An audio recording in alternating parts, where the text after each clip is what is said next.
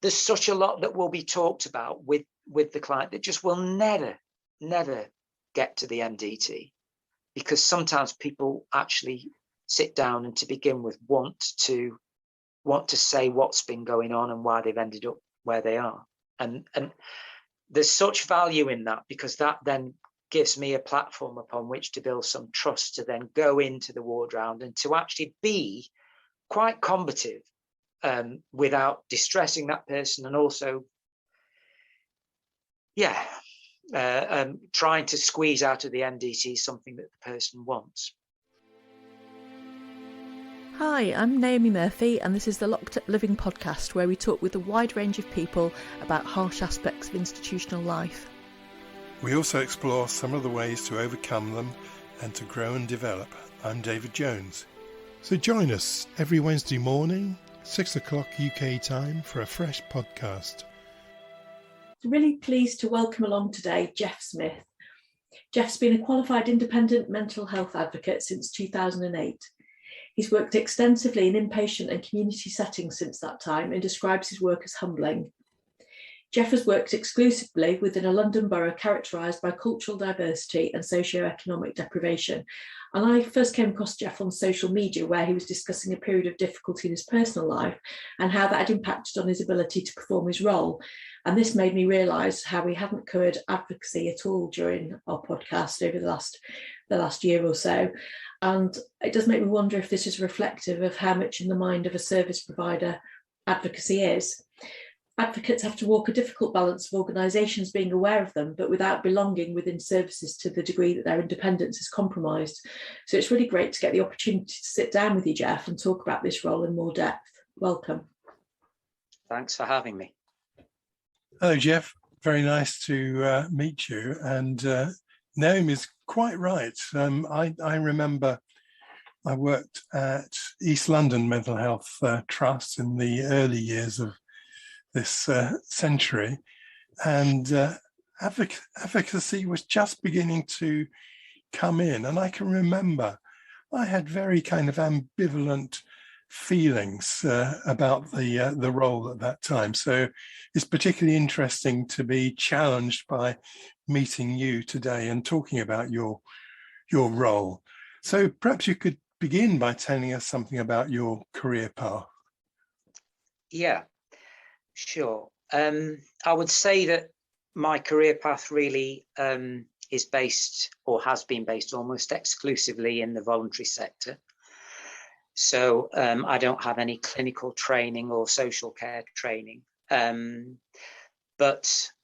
I think ever since leaving university, and I did an arts-based degree at university, I have really been working with people one way or another.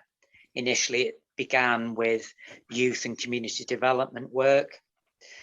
It led on to coordinating a youth project and becoming a community centre coordinator. This was running concurrently with my love of music, moving to London, wanted to make it in a band and become a pop star. So my work was really important to me, but it was running alongside something else that I had a passion for. However, when I moved to London, it was in the mid-80s. It was a good time to be working there. So especially from a youth work perspective, I had that was a really important time for me, a good learning curve, good to be doing that sort of work at the age that I was at in my early 20s. After then, I moved slightly, still in the voluntary sector, but at the time, a lot of people were moving out of long stay hospitals, people with learning disabilities and mental health difficulties. And it was a really interesting time because I was involved in a project that established various houses in the community for people moving out of long stay hospitals. And I loved that because I actually loved the people that I was working with. So I was doing that, and sometimes I was doing it in a full-time capacity, sometimes I was doing it as a bank worker so that I could dovetail that with what I was doing with my music. So I can't say that I really was aiming for a career or aim at any specialism. I just liked working with people. After doing that for several years, I got involved in a community-based mental health project called the Stress Project in Holloway. And what that was doing was setting up a community resource for people that might want services that was slightly different to what was being offered statutorily.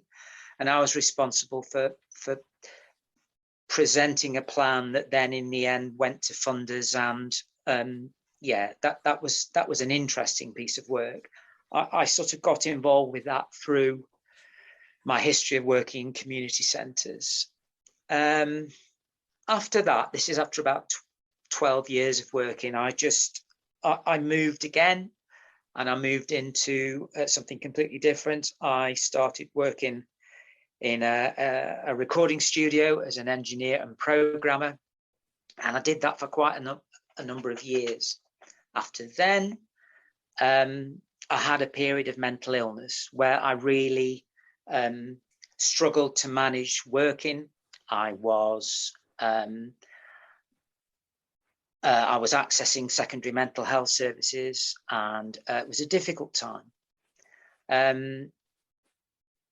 After then, and after having a number of years out of work, I figured that I would need to sort of get a foothold back into some form of work. And so I began training as a Citizens Advice Bureau worker and completed the training and worked there for a couple of years. But my heart really was in mental health at that point, partly because of my lived experience, partly because, I felt that that this would be something that I could contribute to. So I was interested in advocacy, didn't really know lots about it, and went for an interview at an organisation, and everything went wrong in the interview as far as I was concerned. I was 25 minutes late for the interview, and I remember going back on the train thinking, damn, that was good. That would have been a good job. Anyway, they rang me up and they offered me the job. And I've been working in advocacy for about 13 to 14 years since that time, qualified as an independent mental health advocate. And I've learned so much about myself and about statutory services, voluntary services, and it's been very humbling. And that's more or less where I'm at.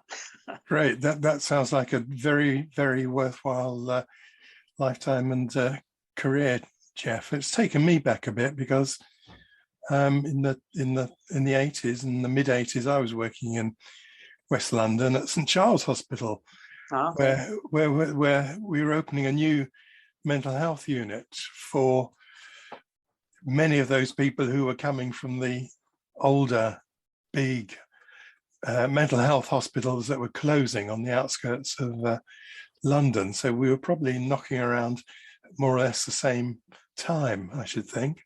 Yeah, I think there was a great deal of sort of optimism, some of it naive, and we hadn't really got a clue about what difficulties people would face when they had moved out of these long stay institutions, which, for all that they were probably demonized at the time, there were also reasons why they could be safe places for people as well. And that transition was, that wasn't easy for people. I don't know why we were so optimistic in retrospect, because they were moving from these lovely old buildings with fantastic grounds to pokey little places in the middle of a city. But anyway, it's easy to say that in hindsight. Indeed. So what does working as an advocate involve, Geoff? Okay. Well, I thought what I would just do is read out a definition, because all advocates work by an advocacy charter, and there's a code of practice to go with that. Just like with regards to mental health practitioners, there is a code of practice, and there are guiding principles that each practitioner is guided by. So the definition of advocacy from the Advocacy Charter says, advocacy is taking action to help people to say what they want, secure their rights, represent their interests, and obtain the services that they need. Advocates and advocacy schemes work in partnership with the people they support and take their side.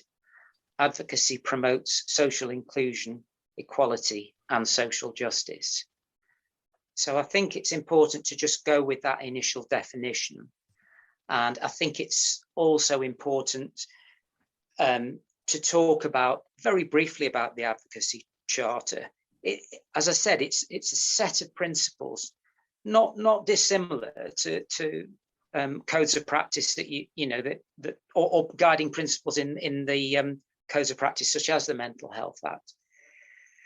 And I think it's important for me because I think in recent times, advocacy has become much more of a professional body, and it's identifying itself in terms of its specialism. So you can have an independent mental health advocate, or an independent mental capacity advocate, or a Care Act advocate, or an independent domestic violence advocate. And this can leave lots of statutory practitioners with their heads spinning, thinking, well, which one's which one would I even refer to, and what are their jobs and what are their roles? At the heart of it is the fact that we are all advocates, and we have two fundamental ways of working. One is instructed advocacy and one is non-instructed advocacy. And broadly speaking, non-instructed advocacy would be guided by the Mental Capacity Act and supporting somebody with best interests and following the Mental Capacity Act Code of Practice to work to advocate on behalf of that person if they couldn't instruct us directly to say what it is they want us to do. Instructed advocacy, which is overwhelmingly for me the bulk of what I do, it's meeting with people who are under compulsory care and treatment, either in the community or in inpatient settings. And so for most of the time, I'm obviously hearing what people say and what they want. The big difference in terms of my role and a statutory practitioner, obviously, is there isn't a duty of care that statutory practitioners and clinicians have, except for the proviso of safeguarding and disclosure. Those are the two provisos where, we do have a duty, a statutory duty to respond to those circumstances. And we very much listen to what the person says. And even if what that person says is something that personally we might not agree with, or that, we might, or somebody else might view it as an unwise decision, that isn't really the point. We're trying to listen to what that person wants. Sometimes, if I go into a ward round, I will have clinicians looking at me quizzically, raising eyebrows, because there are some things that I will have to raise that are just difficult. And sometimes there is a view from clinicians that advocates are just simply not considering the overall picture, not considering the role of the clinical team, the reason why somebody is detained or under compulsory treatment. What happens behind the scenes is a very different matter. So, for example, we spend a lot of time talking through with clients about what a person might want to say or do, and what the reasons. If I can give you an example, somebody might have a very strong view that is an unusual view that the clinician might feel is to do with that person's mental illness, and there will be a discussion around what the clinician feels, and there will be a back and forth. So what the advocate is trying to do is navigate that middle position between ensuring that I am partial and I am going off an instruction, but by providing information and context for that person, so that it's about trying to ensure that the person has their voice, but also the care and treatment that has been offered, that works for the client or the patient. I'm jumping ahead a little bit because my specific role as an IMHA is guided very clearly by the Mental Health Act and by the Mental Health Act Code of Practice. and I need to have appropriate training, and I need to be qualified in order to carry out the role. But broadly speaking, I work with patients who are deemed under the Act to be qualifying patients, and those patients are receiving care and treatment under the process of compulsion. So that could be detention, guardianship, supervised community treatment, or conditional discharge, and those are regarded as qualifying patients.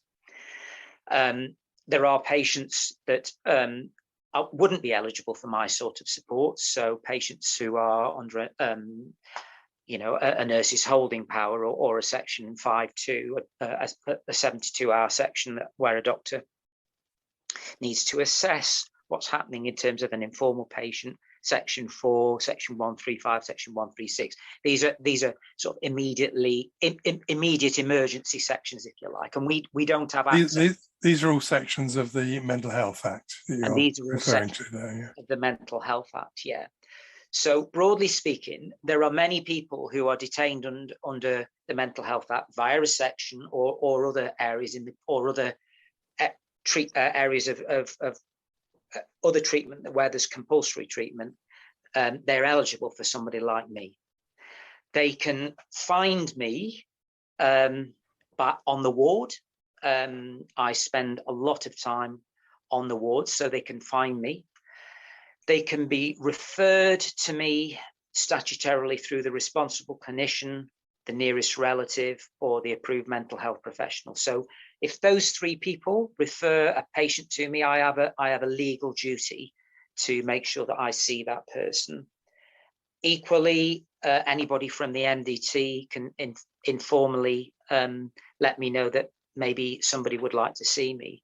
There's always a prerequisite in terms of what the code of practice asks of practitioners and advocates, in that if somebody is referring a person to the Independent Mental Health Advocacy Service, it's always good practice to ask the person whether or not in the very first instance they would like to meet, and they do consent.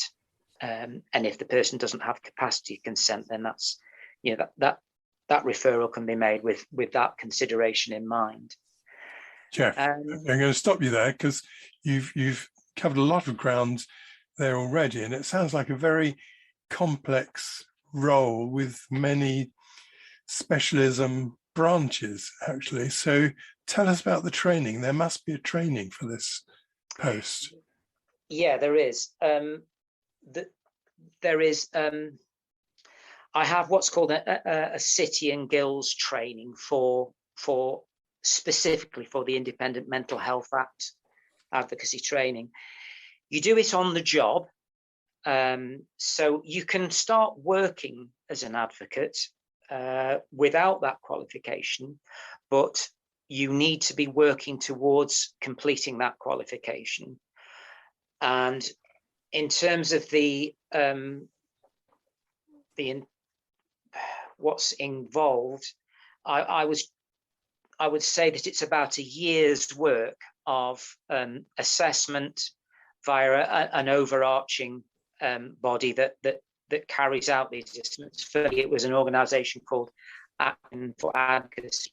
It's now there are other organisations that actually oversee the training, and there are a lot of private trainers that provide specific training for this role. So it won't be within the advocacy provider service that the training is given. It's usually from an external trainer, but it's quite extensive. You need to know everything with regards to the Act itself, to the role of the advocate, to the role of all the different practitioners, to issues relating to rights afforded to patients, to issues relating to diagnoses, treatments, and so on and so forth. And I'm probably giving it short shrift because it's quite detailed. I can recall having worked for 3 or 4 years as an inpatient advocate before this role became a statutory role, that it did really bring everything together in my mind. It allowed me to really get to understand what I was doing because there's an aspect of the advocacy service whereby you do hit the ground running once you're employed within an organisation. I've got mixed feelings about that, really, in terms of preparation of people going on to wards or working in settings where you know they're up and running quite quickly. And with the Mental Health Act, it's extremely complicated, and in order to be able to know exactly what you need to do to support a client, it takes some time. Yeah, it's interesting you raised that, Geoff, because when you were talking earlier, I was thinking what an extraordinarily challenging role to take on. You know, just thinking as a psychologist, sometimes working in hospitals where there might be a real adherence to the medical model, and you might be the only person offering an alternative perspective on treatment. That can be very challenging, but you're part of the system. I'm just thinking that for advocates to go in there and be perhaps advancing a perspective of the client, which might really be at odds with what a clinical team want to do, I think that takes quite a lot of courage to do that. And I was wondering whether the training prepares people for that, or was that just expected to be part of the personality characteristics that you bring to the role? Yeah, that's a good question, because within the training, there's a lot of there is a strong aspect on self-reflection. There is a strong aspect on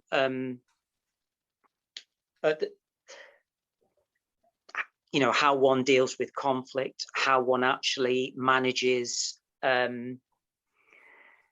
to support somebody in a ward round, for example, asking something that a multidisciplinary team is either potentially might have a very strong view, opposite view, and so there is a lot of reflection that goes into that training, but it doesn't really,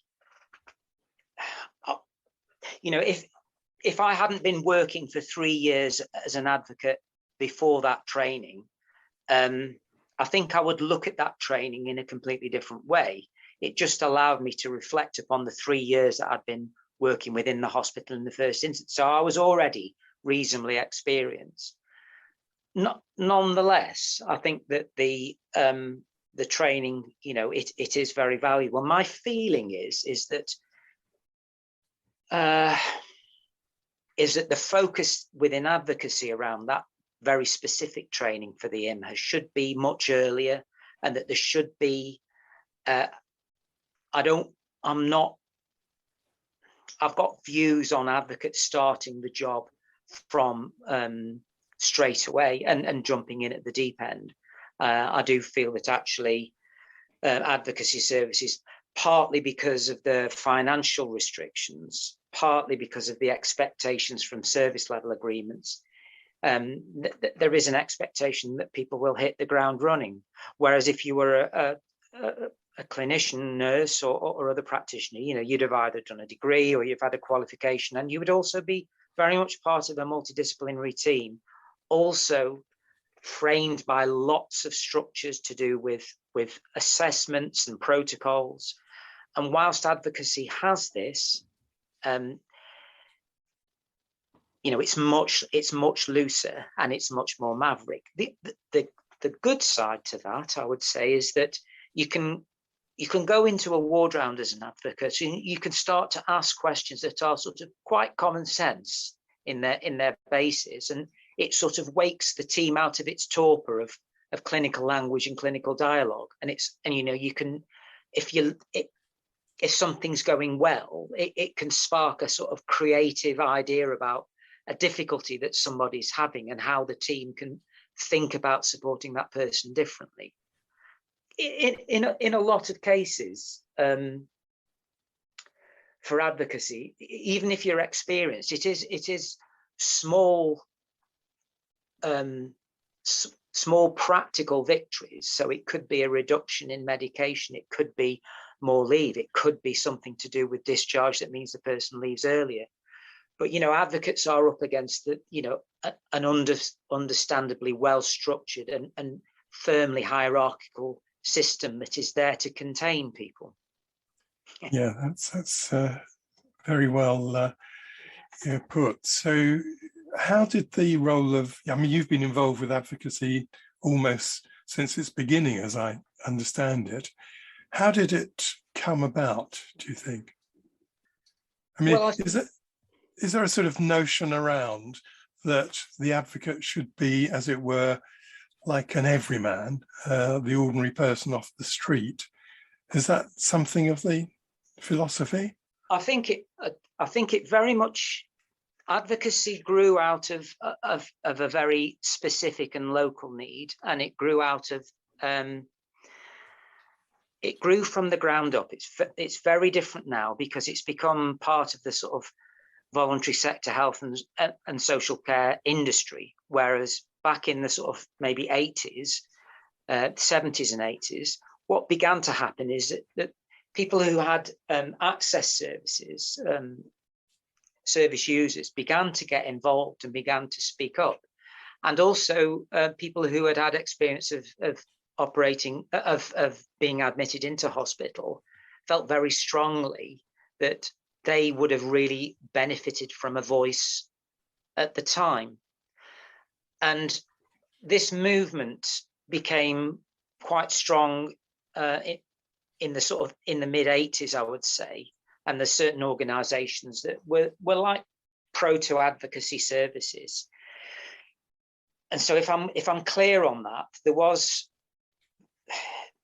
the organizations were probably more open about having had lived experience, but they also thought, well, look, we've been there and we feel that we need to support people who are currently, going through an admission.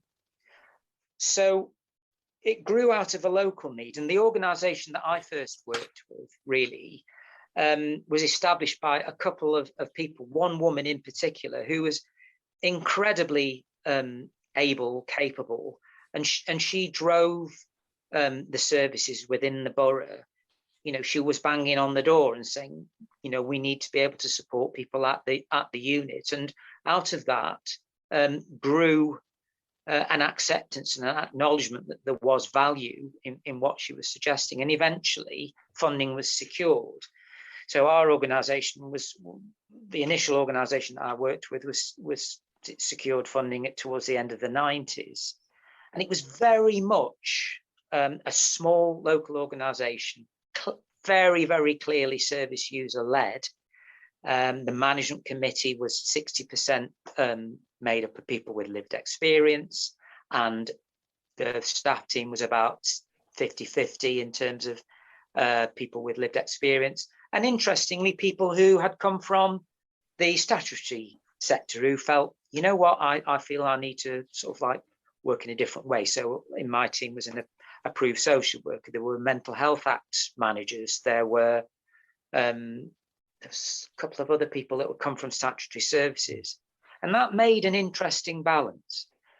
And so advocacy in its infancy really started from scratch, people volunteering, and eventually funding was secured, and it got to the stage where our organisation was, where there was sufficient funding from the local authority.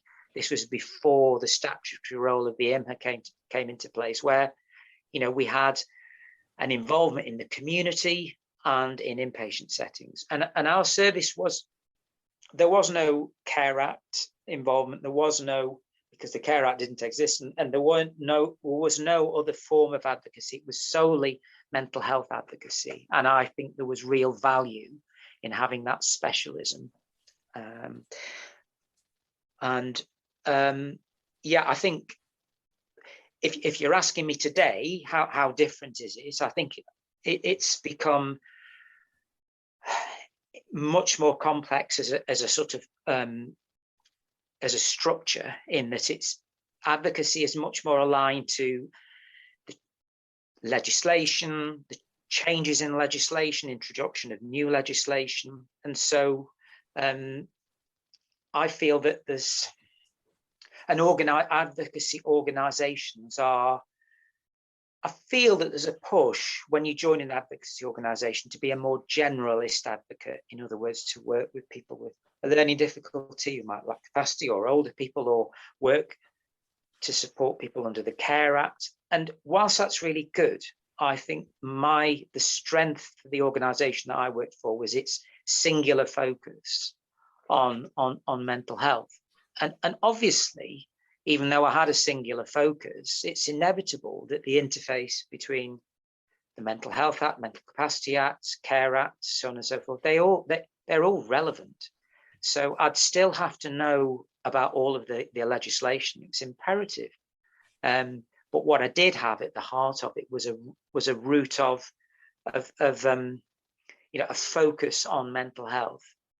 And what I will say is, when I joined the team, it was a really experienced and good team. And so, as well as having the training, I had a lot of good supervision from my line manager, who was a Mental Health Act manager, who could really steer me in the right direction in terms of Mental Health Act conundrums, and also advocates with a lot of experience who were very generous in providing some peer support. However, I think that today, I think my feeling is, and my experience is, there's a lot less of that. If you've got a very strong team who can be generous with their time, and it's not easy because that means they're stretched as well, then I think I had a good start, and I think that was for me where advocacy began. Not quite sure whether I've answered the question as you wanted, but you've given a very detailed answer there, Geoff, and really interesting. I mean, just now you were raising the phenomenon that certainly I've observed in teams, and I expect Naomi has too, where that initial sense of newness and adventure, enthusiasm, really starts up a project, but it becomes difficult to maintain it over an extended period of time. And it's interesting, at some stage we ought to reflect upon that particular phenomenon. Yeah, I think if I can just add, I was a casework manager, an interim casework manager for a period of time, because it's not my bag to do management stuff.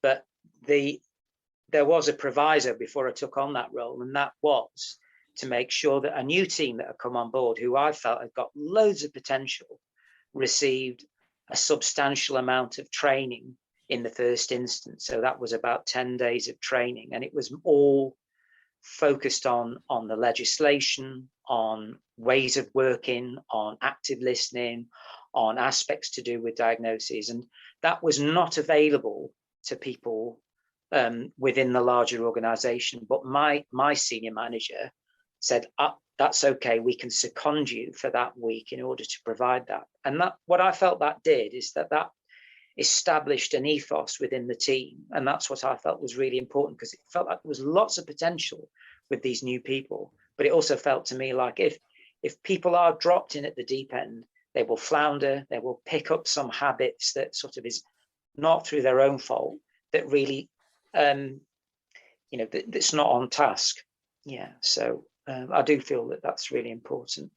And it was an unusual thing to do, but I was determined that, this new team should have the best opportunity as a springboard, and also to know what our organisation was really about, because a significant number of very experienced staff left all in one go, and there was a void, and I was thinking we've got to continue that legacy in a sense. Thank you. Naomi. Yeah, how do people with lived experience typically end up accessing advocacy services? Do they refer themselves? Do you get many referrals from clinicians? Because I'm just thinking, in a way, if a clinician refers somebody to advocacy services, it's perhaps a service where advocacy is less needed than in services where they wouldn't entertain that. What do you mean by that last statement, Naomi?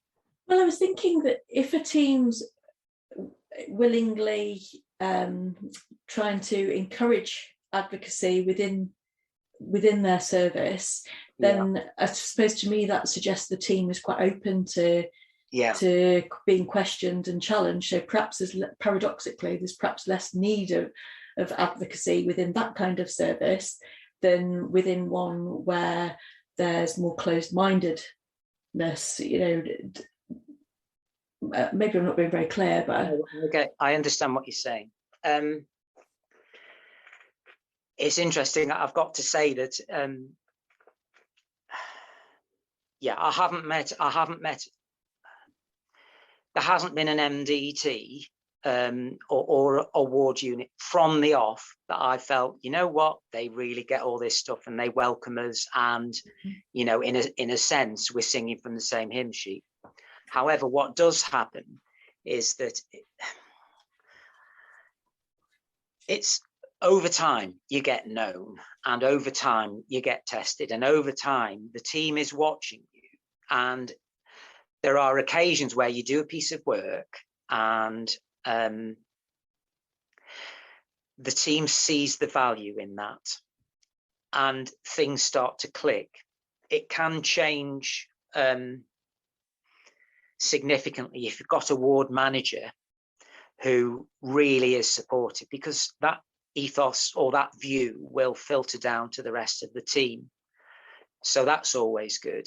Same for a responsible clinician. If you've got a responsible clinician who's just, broadly speaking, supportive of it. I mean, we on the PQ ward, the male PQ ward that I worked for years and years and years, there was a responsible clinician, very experienced, really nice chap, and always really supportive of advocacy. The hardest doctor to sort of get anything out of, having said that. And it was, I felt that worked well, because you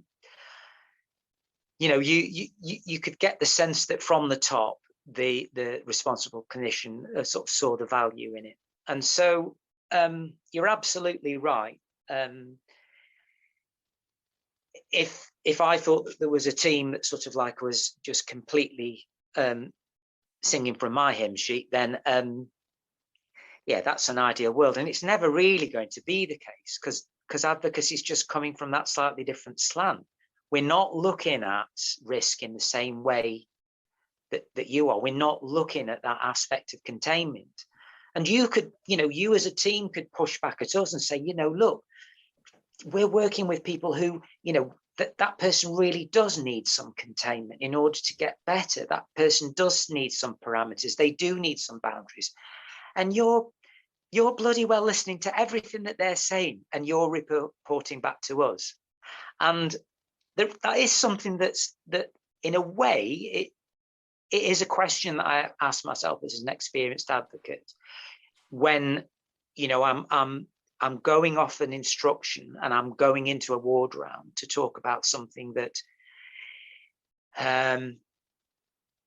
is going to be difficult for the multidisciplinary team to sort of accept or work with. But I will say that overall, there are the conversations that I have with the patients, or the clients, as I call them. There's a lot of self-reflection, or there's a lot of to-in and fro-in between that person that's not seen in the ward rounds. So, let me give you an example. Somebody might say, well, I bloody hate that responsible clinician. And as far as I'm concerned, it's to do with these voices in my head from GCHQ. And that's what I'm going to tell him. And I want you to tell him that. So I will tell the responsible clinician that, but sometimes what will happen is in the conversation, I might push back with a question and say, well, what do you think that responsible clinician is going to think in terms of GCHQ controlling what goes on and it having nothing to do with your mental health, just from practical purposes? Because what we're going to go in there for is to ask for some leave. And he'll say, well, he'll think I'm psychotic. And so, we'll then explore that and go into the discussion of where that might be. And you could argue that it's me trying to avoid asking some ludicrous question or some difficult question, but it's not. It's to find a halfway house, because usually what will happen is then in the ward round, I might have an angle to say, look, there is a difference of opinion, and my client is really strong about, feels very, very firmly that this is the difference of opinion, but nonetheless, blah, blah, blah, blah, blah. And so the context is key. And so that means that a ward round can change between somebody turning up really pissed off saying, I don't agree, or storming out, or so on and so forth. And of course, you get those ward rounds where somebody is absolutely furious. You know that it's going to go to pieces. You know that the person is going to storm out. Sometimes a person doesn't want to be even in there. But broadly speaking, I think that it changes when it works well, it just changes, that it just has a slight change in the slant. And, sounds like negotiation skills are really key to the job as well. Yeah, and also whilst you're in that meeting, what's said and what's not said is crucial. If you are seen in any way by somebody who is like really scared, really feeling wary, hypervigilant, you've got to be absolutely solely focused on what that person really wants and constantly referring to them with body language and eye contact, because it would be so easy during the conversation with the responsible clinician or a team lead to just get caught up in something, and that person would just think, hold on a minute, where's this going? And so it's getting that balance. And sometimes it's very, very fear-provoking for the advocate, because you're going in there with a whole team of people looking straight at you. We know it's terrifying for the patient. We know they're filled with fear, and that can manifest sometimes as real anger and shame and rage and so on and so forth, or just complete withdrawal. So it's really about those nuanced grey areas as well, working with the client, picking up on what's not said as much as what is said. And I know there's such a lot that will be talked about with the client that just will never get to the MDT, because sometimes people actually sit down and to begin with want to say what's been going on and why they've ended up where they are. And there's such value in that, because that then gives me a platform upon which to build some trust to then go into the ward round and to actually be quite combative without distressing that person, and also trying to squeeze out of the MDT something that the person wants. Raise lots of really interesting things there, Geoff, including kind of like that, the fear of service providers, and given the histories of trauma that people often bring that end up in psychiatric services, it's not surprising if there is that fear of service providers as authority figures, but also kind of like touching on quite often knowing something about people's personal histories that maybe sometimes the service providers don't know themselves. How much intrapersonal conflict do you end up in as an advocate, in terms of understanding perhaps some of the difficulties in the relationship with the service provider, but not really being able to share those? Yeah, that's a really important dynamic, and the conflict works in different ways. There is. I was interested in how you manage it yourself, really, I guess, because it takes quite a lot of maturity and self-awareness to recognise that that's going on, doesn't it, and to manage it. Well, I understood it in a way for the question to be that what might be disclosed to me, in some senses, that there is a strong psychological aspect to the role, even though we're lay people, because somebody is telling us what's going on, and you're right, we are listening to some experiences that are difficult, that are challenging, and we're not trained in that area, and also we're not even, I don't think in advocacy, we're not even given that sort of framework to understand aspects to do with trauma, aspects to do with sort of people's defense mechanisms in order, you know, to address that. But so I think that is a good question. For me, partly to do with my life experiences, partly to do with the work, I made a concerted effort to really understand and to read up a lot about issues relating to the psychological difficulties, as well as that, you know, what I'm dealing with within a mental health model framework. And that I didn't do it just because I was interested in it. I did it because there was a particular group of people with a particular diagnosis that just did not get a service within the borough, because there was no CCG funding for, you know, trauma-focused diagnosis or personality disorder diagnosis. And so that grew out of the need. And my sort of layperson expertise, if you like, grew out of that need to challenge via formal complaints or going to the CCG or senior managers within teams to be able to identify where the good practice guidelines, like the NICE guidelines or personality disorder, you know, no diagnosis without exclusion, all of these documents that are prerequisites to good practice, working in a borough with people who get an initial diagnosis of personality disorder and then be discharged after a couple of weeks, for example, or wouldn't receive any appropriate treatment specific for their needs, even though within the trust in another borough was a specific organisation, you know, that was offering DBT and mentalisation-based approaches and modalities. And so,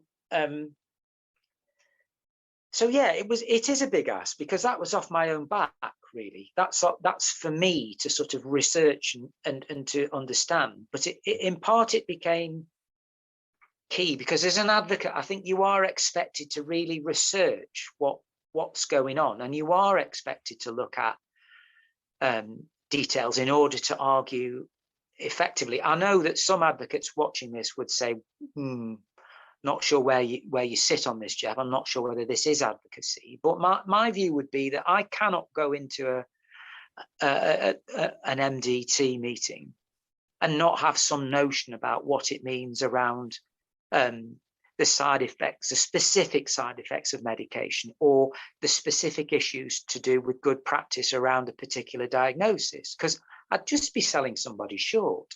So I think that is a I did feel a pressure there, even within the organisation, because I often used to have to go back to my managers to check that what I was doing was within my remit, and I'd have to argue the case if I was doing a piece of work and why I could justify it. And, you know, if that's also like a sort of a boundary matter for me. But I feel that within advocacy today, it's at more senior management level, there isn't the knowledge that should be there to be able to actually oversee a team. There isn't a lot of senior managers within advocacy. They don't have that experience, and I think that's a problem that can leave a team quite unsupported. At casework manager level, it may well be there, but above that, where further decisions are being made, it may not. So there is a lot of pressure there. The issue of risk is another pressure. You know, in the hospitals, there are such clear guidelines around protocols and risk, and I feel that whilst there are policies within advocacy, I do wonder about some of the I do feel that there's something missing in terms of I feel advocacy should share local protocols with trusts around matters to do with risk. And I encouraged our organisation to do. I drafted a local protocol specifically around a ward that we were having difficulty with, and to get it adopted. And there wasn't any will with senior managers within advocacy services to take that any further. Whereas I feel that's absolutely fundamental in one, reassuring a multidisciplinary team that we're serious about risk, and at the same time that that we're still independent, but we're mindful that that you have that the team has that duty of care. Thanks, Geoff. I think Tony Benn used to say that it was important to recognise that politics contained conflict, that you had to have conflict because people were arguing for different things. Do you think that's the same with advocacy with regards to your ordinary MDT, that there has to be some kind of conflict, that you're like the sand in the oyster, as it were, to create the pearl? I think it should be the same in an MDT. I think, I've worked with some really good practitioners in the past, and I feel that they've questioned and thrown a bit of sand into the oyster in the same way that I have. What I've watched is that seemingly shut down much more quickly than I would be able to raise some concerns within my organisation. I feel that there can be a closed-mindedness within MDTs, and that there can be some people within the MDTs who've got a more of a sort of creative, self-reflective approach that can leave them vulnerable. Equally, I think that within an advocacy service, I remember when I started it, I felt like I was joining the Masons. It felt so odd to try and get my head around the idea of instructed advocacy, that I just follow the instruction. I thought, no matter how scary it might be, or how combative it might be, I was following these instructions, and I think, I think that probably ne'er the twain shall meet, because the multidisciplinary team have got such a clear path to follow, where with advocacy it's very much about focusing on people's rights, or what it is that they want. And I'm not sure whether I've answered that right or correctly. Well, do you feel that as an advocate you would have got support if you'd been raising issues of competency about the team or practice within the organisation? No, not really. I have done as well. I have raised concerns about. You mean my own the organisation I work for? Yes, because to me it sounds as if there's the potential to become rather isolated. Yes, and I have challenged a couple of organisations, and faced the prospect or the fear of disciplinary on account of raising concerns about the way that the organisation was running at more senior levels. And in one organisation in particular, I was tupied over to an organisation that scared the living wits out of me once I'd actually joined it, because it was it had put in a tender that clearly undercut the existing organisation that I was working with. But as a part of that tender, the organisation had agreed that no patient could come to us directly and ask for our help, and that the only way that we could receive a referral would be through a practitioner, which it immediately to me brings up issues around the Mental Health Act Code of Practice, the Equality Act, even the Human Rights Act. And so having started working within the organisation, I said, I cannot sign my contract over to you because I think what you've agreed to with this service level agreement is completely unworkable, and I refused to work with that. And I asked them for the whistleblowing policy within the first couple of weeks, fully expecting that I'd probably just have to leave. But I was not going to. I'd worked in that hospital and unit for many years, and I was not going to shortchange the people that I work with by aligning myself with this ludicrous service level agreement. And the local authority did back down, and I did get a result, and the organisation that I worked for sort of more or less said, "Are you happy now?" There was no acknowledgement that actually what I'd done was the right thing. And ironically, when COVID hit, had they operated on the basis of only a clinician referring, they would have not got a single person, and they would have been in real trouble, because they wouldn't have got any referrals, because people were calling us up.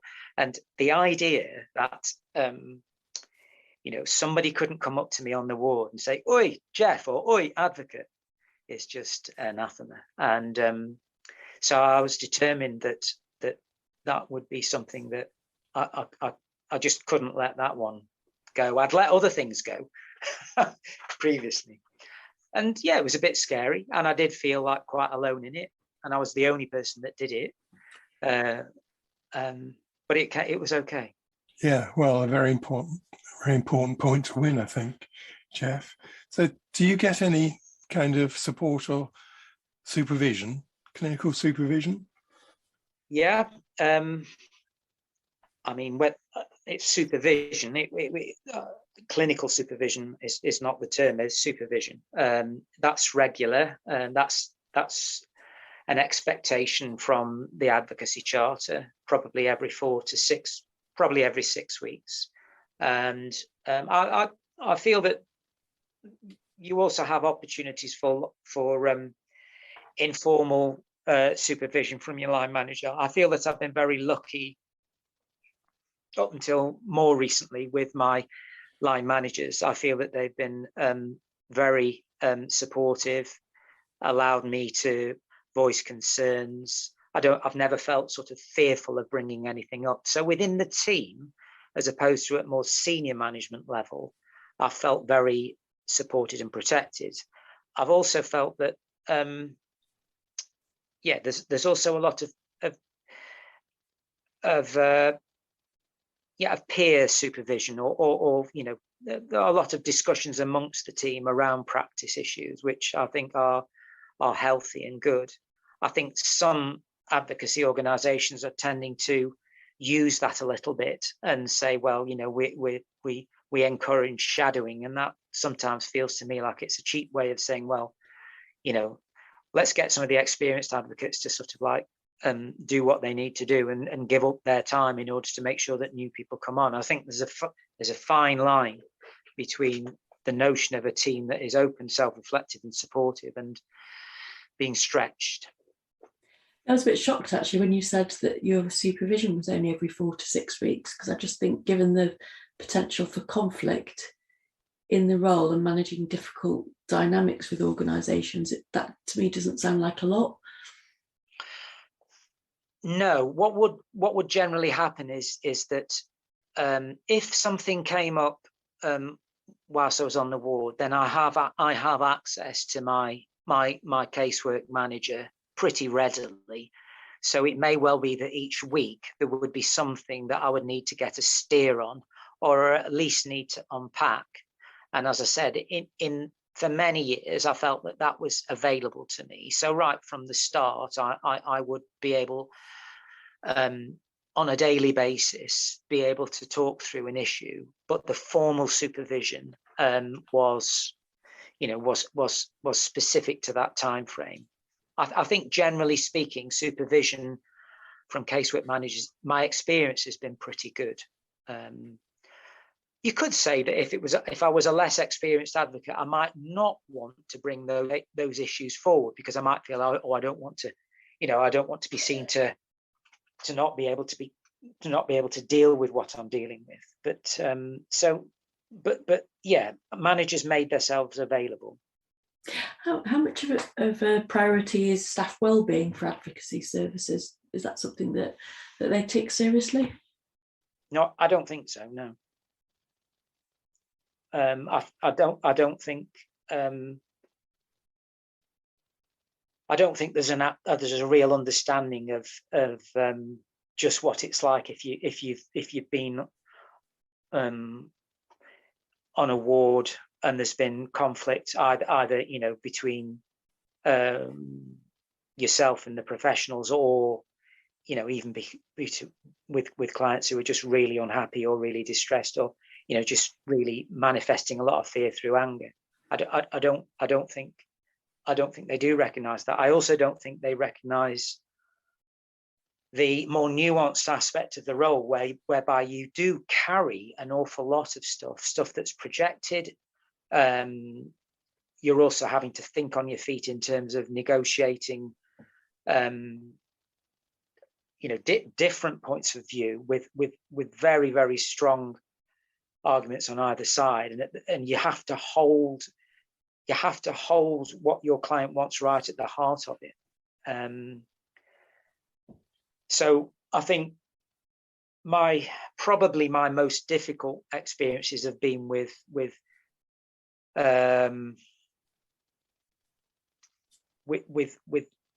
senior clinicians rather than with patients. But equally, there's an assumption, isn't there, I guess, that, well, if it's the advocate, there can't be any conflict with clients, and that's simply not the case, and that there are circumstances whereby there are issues to do with your safety. There are issues when people can become really frustrated and really really angry, and as I said, in that relationship where somebody might be disclosing or talking about things very, very that are very, very fear-provoking or very, very important to them, I don't know when something's going to switch. I don't know where necessarily. I think intuitively I've got a good idea, but I go in there and to all intents and purposes, I don't know for definite that that the balance that I strike about what a person is saying to me and how I respond to that is always the right thing, and how long, if somebody wants to tell you their story, because that's quite often the case. You'll sit down with a new person and say, right, okay, advocate, let me tell you, blah, this is what's this. And so I have to stop them and I have to say, look, first things first, bear with me. What you've got to say is dead important, but look, I'm free, independent, and confidential, and anything that I say is between me and you, but with those two provisos. If you say anything to me about blah, blah, blah, blah, blah.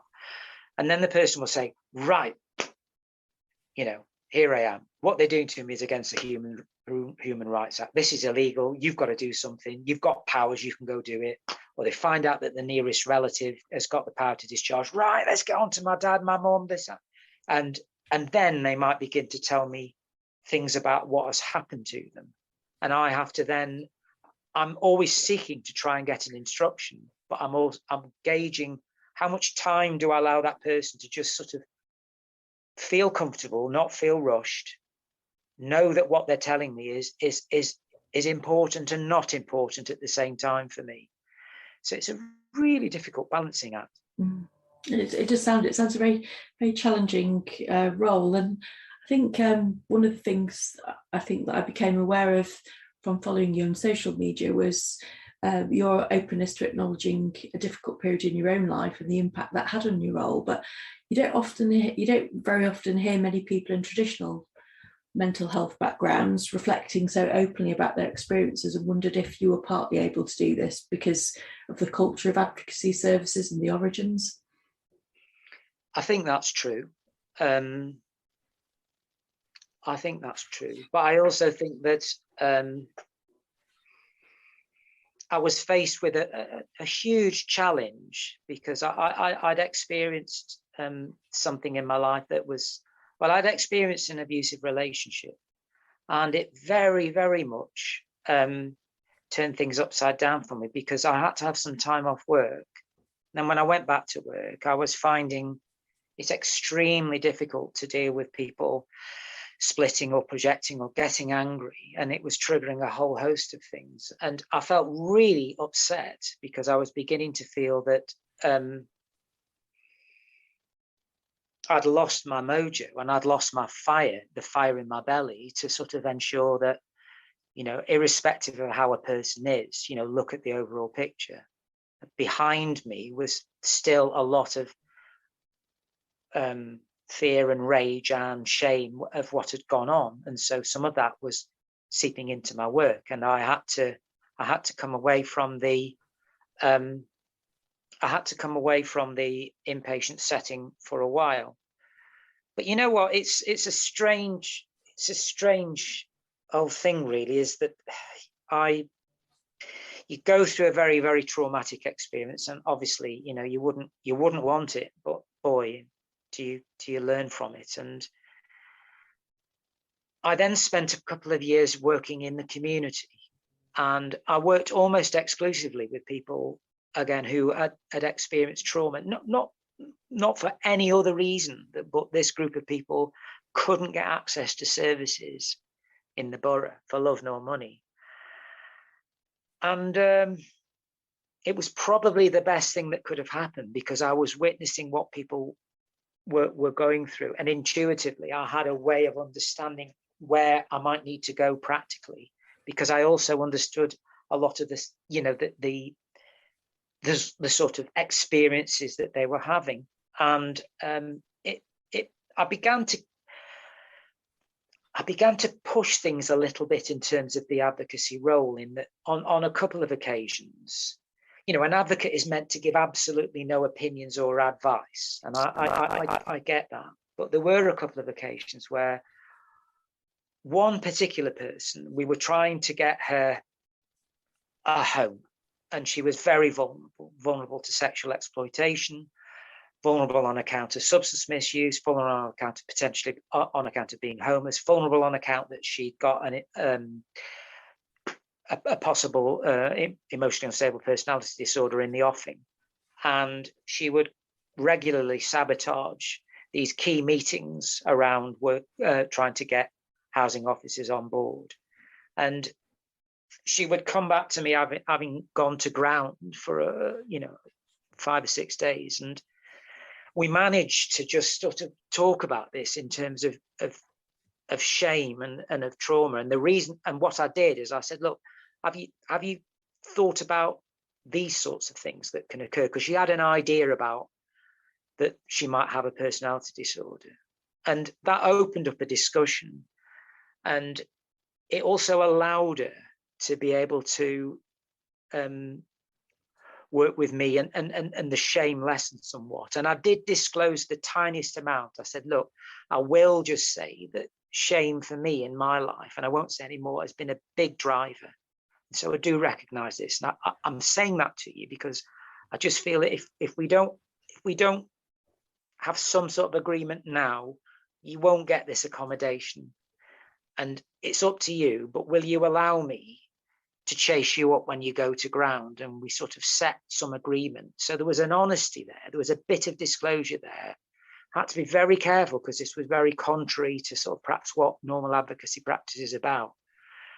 But it was that sort of call. And I think that my experience personally has allowed me to just follow those sort of like gaps, just touch into those grey areas occasionally, and I've been a much better worker for it. The outcomes have been people have disclosed to me historical abuse or domestic violence, which the MDT did not know about, or some form of trauma which the MDT did not know about, and I was able to bring it. People have also sort of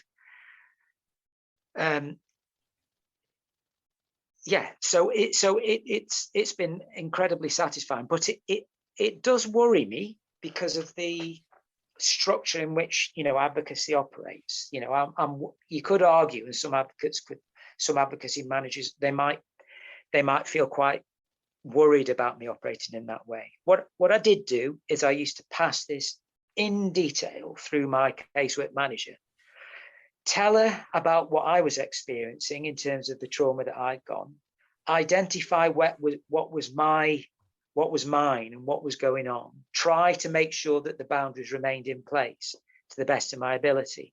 And that was very much part of a healing process. And that also made me a much, much better advocate.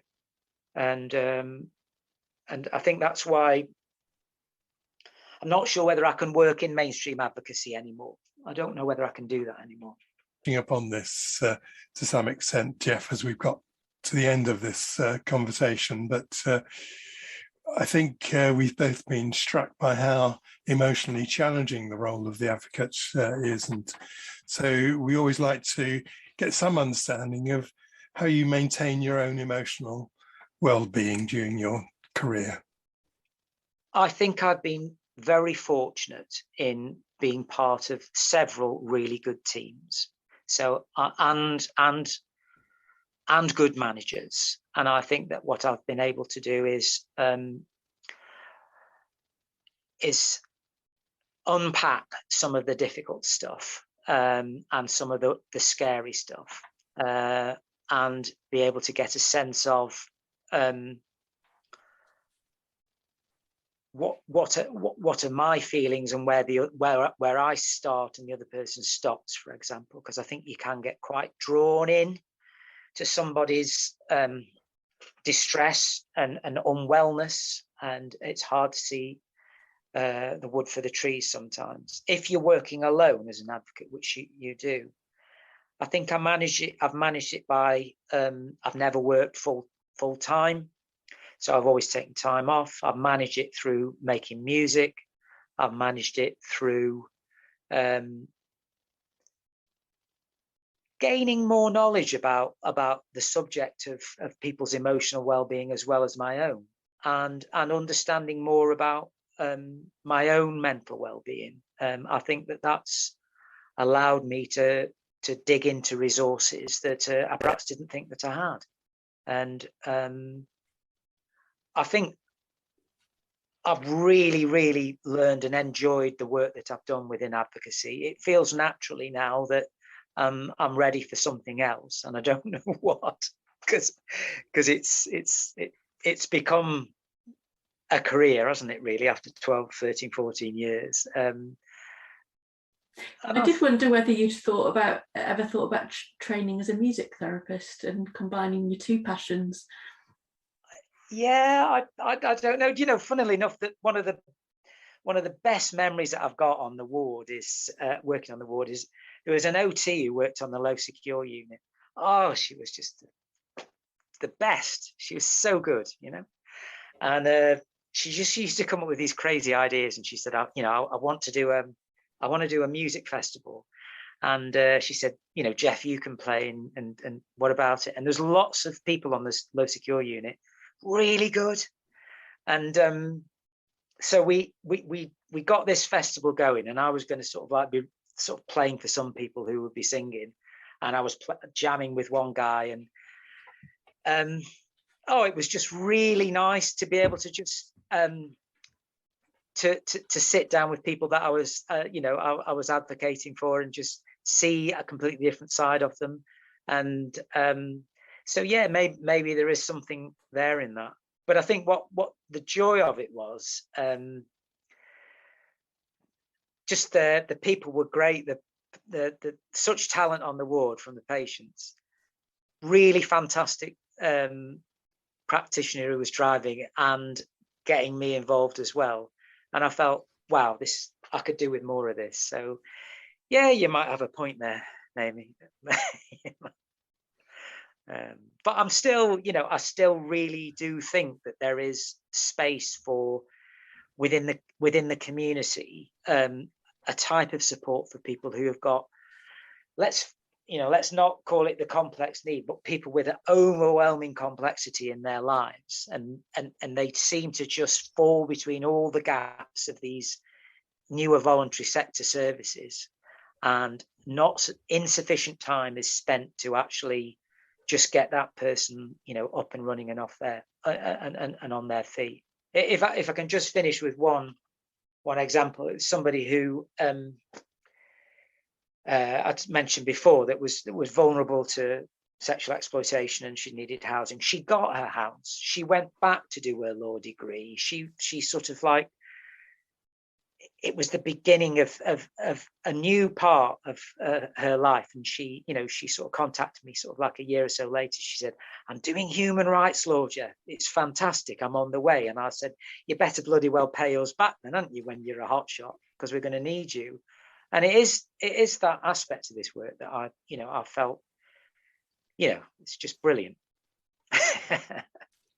Thank you. That's really helpful, Geoff. So what I've picked up from that is that you're thoughtful and reflective, and you're an accomplished musician, and you get a lot of feedback, good positive feedback from the actual work that you do and your engagement with the individuals you're working with. Great. Thanks very much indeed.